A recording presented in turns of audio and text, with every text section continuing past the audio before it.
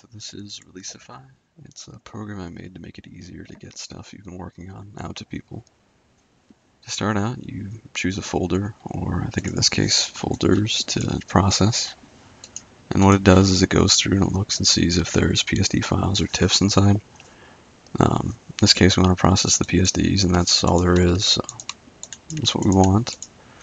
From here, we select our PNG settings. If the document's in PNG or in grayscale mode, it treats it as a PNG, and if it's in RGB, it treats it as a JPEG. There's a few options here. If you choose grayscale, it uses the auto palette size that Photoshop determines, and it results in a lossless but kind of a big file size. I mean, for a lot of applications, you probably just want to specify a color limit because it reduces it quite a bit. Quality for JPEGs pretty straightforward. And if you want to resize, you only need to specify one dimension.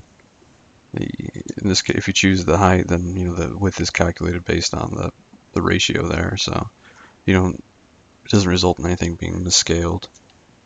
The blur text is a feature I added that basically goes through and it applies a slight Gaussian blur to all the text layers you have. What this does is it kind of gets rid of harsh edges that you might have depending on the size and all that of what you're working on. And from here you specify your destination. If you want them zipped in a nice little file, you can do that. Compress is slow.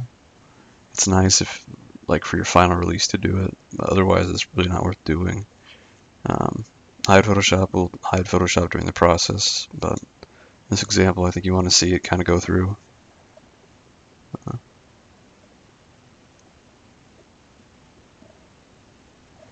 And you can see that it's going through and applying a blur to all the text layers, kind of from that little bit there, and scaling it down and saving it. It's done. Open up the destination. You can see that the grayscale ones are PNGs, the colors are JPEGs, and made a nice little zip file for it too. So that's Releasify.